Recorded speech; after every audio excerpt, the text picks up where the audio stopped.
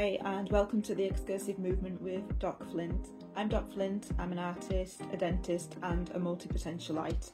I'm someone that has many interests, I'm not really one true passion, and thus far I have made dentistry work for me so that I can spend the rest of my time exploring my other interests. If this sounds like you, if you're in a similar situation or a profession that doesn't really sing to you, at least on a full-time basis, then stick around and we can figure this out together because I'm very much in this with you. In this video I want to talk about failure and the fear of failure. In my last video I mentioned that I just had to put something out there just so that it was on the channel and wouldn't be a blank slate. And to tell you the truth, I procrastinated a lot on that video as well, and in the end decided to just do it because I was getting in my head far too much.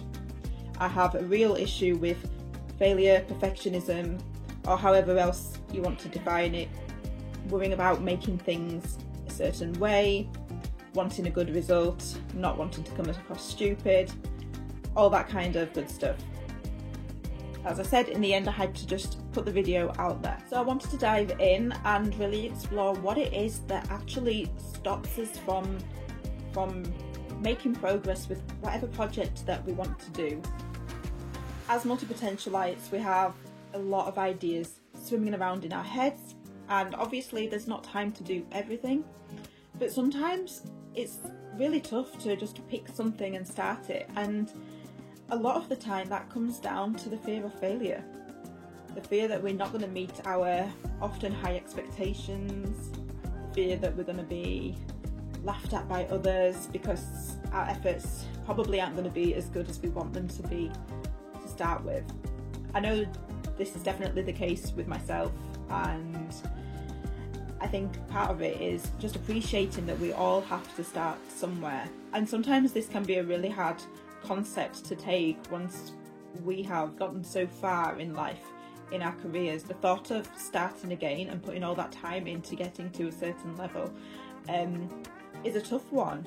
So much so that sometimes we can accept a crappy situation and live in a way that we don't want to, as long as we don't have to take that uncomfortable first step and be a beginner again. I'm going to bet that whatever you're doing in life, you're starting to realise that there has to be a different way, and you can't go on any longer really than you want to in a certain situation, and at some point you're going to need to pick something to try and to do, if anything just to shake things up again and to get your energy back. I think one way of tackling the fear of failure is to really celebrate how far you are in life, where you've got to, because I say it's like starting from the beginning, but in reality it's not starting from the beginning. As a professional, you've put so much time into where you've gotten to at this point, spent so many years accumulating lots and lots of skills.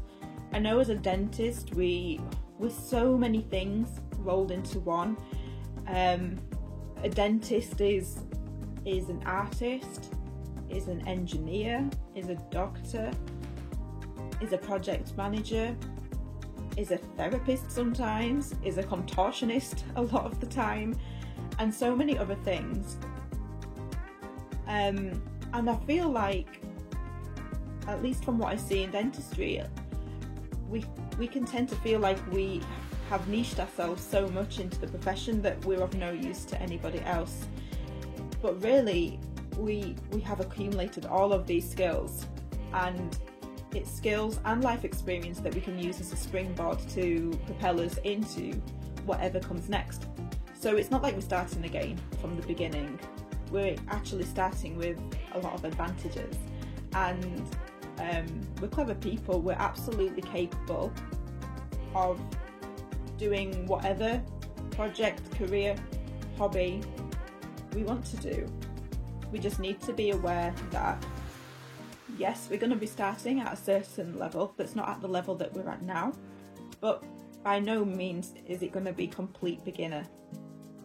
and I think that should be celebrated. I have a friend who I met on a recent trip to Kenya. She's called Peggy Christian, and she is also a dentist and also a multi-potentialite, and she started a side gig many years ago. She left dentistry to work in a non-clinical role, and when they asked her at interview what skills she had, could she even do the job that she was applying for, she replied to them, "If I could do dentistry, I can do anything." And needless to say, she got the job, and the rest is history. And now she's a coach as well.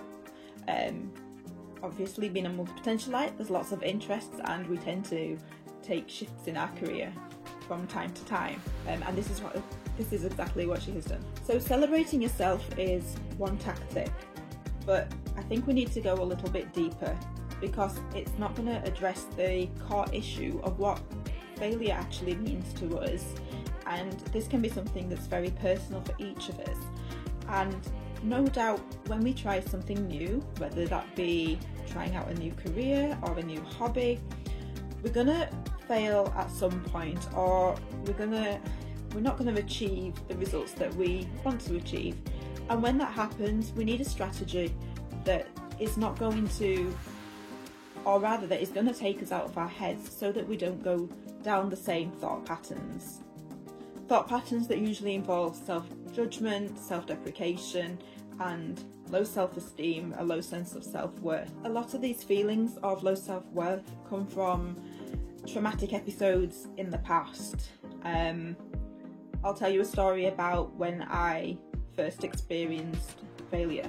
So I was in year 2, I was 7 years old, and I'd handed in some handwriting homework, and the teacher had gathered us all in the reading corner, and she was going over all our work one by one, just telling us all what she thought of our work and grading them all, and how it seemed like forever till she got to mine. She was praising a lot of people, she was disapproving of a lot of people as well. But when it got to my work, her mood seemed to change. At least this is how I remember it. She seemed to do a complete flip, and she was so disappointed in my work that she basically just tore my work to shreds in a verbal sense. She just berated me of how disappointed she was, how terrible my handwriting was, and how she expected so much better of me.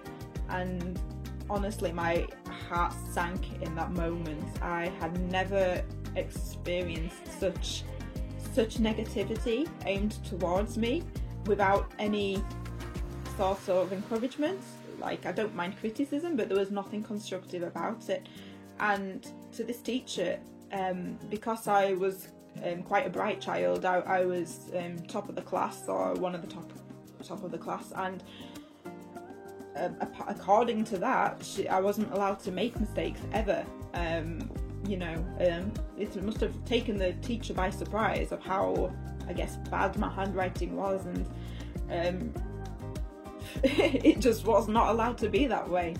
And as a kid, not knowing any better, you put up these walls and defense mechanisms. And to me, what I took away from that situation was that I was never allowed to make a mistake, because I knew I was a clever kid. I enjoyed school, I liked homework and stuff, but like, the rules didn't apply to me in terms of being able to hand in a bad grade or do something subpar. Like, if I were to ever not be up to scratch, then Lord forgive what would happen. I would be such an embarrassment and a disappointment, and would be embarrassed in front of everyone. So that's kind of something that I took away from that experience, rightly or wrongly. And to be honest, I can't even remember if I told my mum or dad about this. I'll have to ask them. But from then on, that's all I associated failure with. And throughout a lot of my life, a lot of the time, I would not be able to fully recognise when I had done great work, because If it wasn't perfect, I felt very dissatisfied in what I had done. I had that fear of just being a disappointment to everyone and to myself. If you have a similar situation, if you're somebody who struggles with starting something because of the worry that it's not going to turn out a certain way, I would ask you to think about, what is it about failing that is triggering for you? So if you complete the sentence, if I fail, then what happens? What does that say about you? So in my case, it was that then I'm a disappointment. But for you, it could be different. It could be an embarrassment, incapable, or whatever else. And it's just a case of recognizing what it means to you and who is it in accordance to. Is it a disappointment to yourself? Is it to your family? And how true is that? And if it is true, if somebody is disappointed in you making a mistake when trying something new, how relevant is that to you these days? I would invite you to sit into those feelings for a while. Really feel what it's like to be a disappointment or whatever else. And hopefully you'll find over time that it simply isn't true or doesn't matter, and you can start to break those barriers down. Something that I do now is I try to embrace the fact that I'm going to fail at something, because I never really allowed myself to fail in life. Now I'm trying to allow it as though it's something normal, which of course it is. It just never was for me growing up because of the rule that I'd set on myself. So I'm trying to look at failure as a luxury that I never had, and now I do. And to me, there's something exciting in that, something exciting about what is going to come from me failing. What am I going to learn? What am I going to try next? And how am I going to improve? And I hope this tactic works the same for you as well, especially if failing is something that you just haven't allowed yourself to do. I want you to try and tap into the freedom,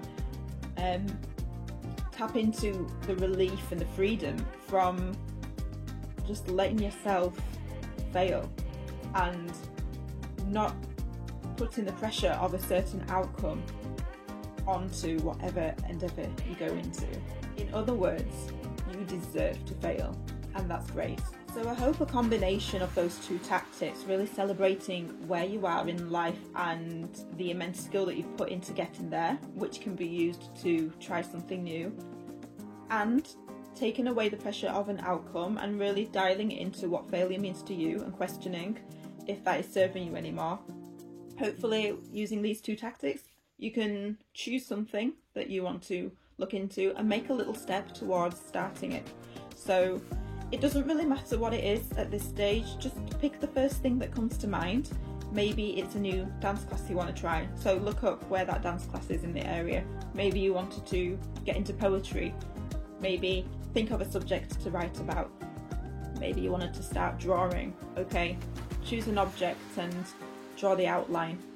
Trace something if you have to, but just make one small step towards it and see how it goes. So I'm coming to the end of this video, and I have to say I am relieved. I have messed up a bunch of times. The recording is very long. I'm going to have to do a lot of editing to stitch it together, but I'm happy. I'm happy that it's done. I'm happy that I got through it and I didn't die. Thank you for listening if you got this far. If you liked it, if this sort of a thing interests you and you want to come on this journey with me, then please like this video, subscribe, please comment below, and please check out my blog at theexcursivemovement.com. I talk about similar things, but I feel at this point in time anyway, I'm much more concise and better with the written word than video, but like I said, we're here to learn and we're here to try new things.